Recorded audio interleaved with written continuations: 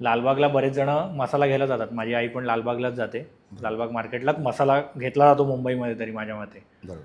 पण मसाला तर तुमच्या घरीच बनतो. घरी बनतो म्हणजे तुमच्या दुकानातच बनतो. त्याच्यामुळे मसाला हे खूप रोजचं बघण्यातलं तुमचं झालेलं असणार आहे आता. तर मला हे विचारायचं, घरी तुम्हाला जेवताना कोणती डिश आवडते जी मसाल्यातली असते? हां, आता कसं झालं आहे आम्ही मालवण म्हणजे कोकणपट्टी समुद्रकिनाऱ्याच्या जवळ असल्या कारणाने आमचा जो मेन जो मसाला आहे मालवणी मसाला. त्या मालवणी मसाल्याच्या मसाल्यावरती आपण वेगवेगळे जिन्नस म्हणजे जेवढे पदार्थ आपण करू शकतो. म्हणजे तो व्हेजला पण चालतो, नॉनव्हेजला पण चालतो, उसळ भाज्या, मटण चिकन सगळ्याला तो चालतो.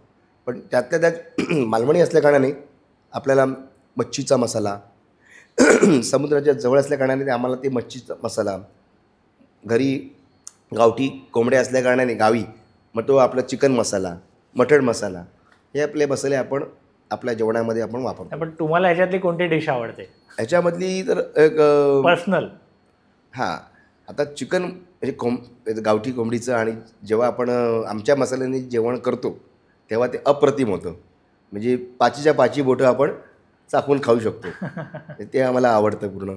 तुम्ही हा व्हिडिओ इथपर्यंत बघितलात म्हणजे हा नक्की व्हिडिओ तुम्हाला आवडला आहे.